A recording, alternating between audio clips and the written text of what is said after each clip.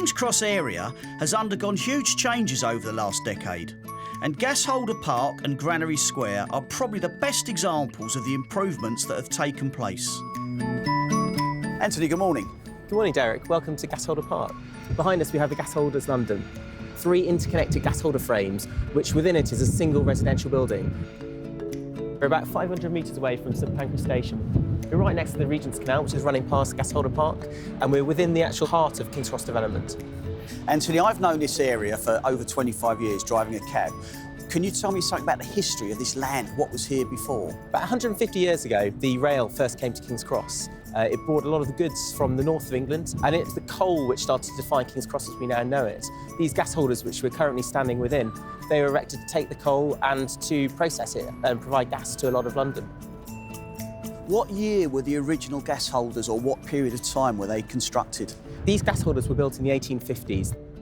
The site over the last 100 years or so was very active until probably the 1960s and 1970s, where it started to become more derelict.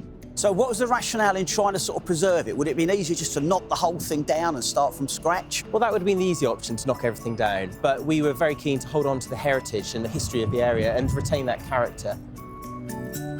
We've actually had to take down these gas holders. We've refurbished them, and they've taken about 5 years. So each individual component's been taken up to Yorkshire, stripping back the paint, replacing the corroded metal, and bringing them back to life. When it was originally built, had a large unit which used to inflate all the way right up to the top of these frames and then drop back down again as the gas pressure rose and dropped. For us, what was a real challenge was having to remove the remnants of the industrial processes. So there was thick, gloopy tar below the ground.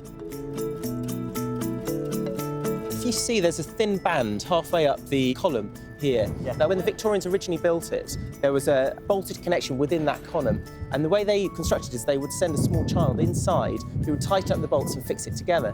Now, when we came to refurbish these, we couldn't find any small children to fit in there. So instead, we've had to insert bands on the outside. What else happens in this space? We use this space and many other spaces for events throughout the whole year.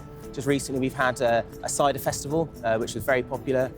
We've had fashion events, catwalks, so a real range of different activities just to really bring people to the site and give them a chance to experience what we've done here.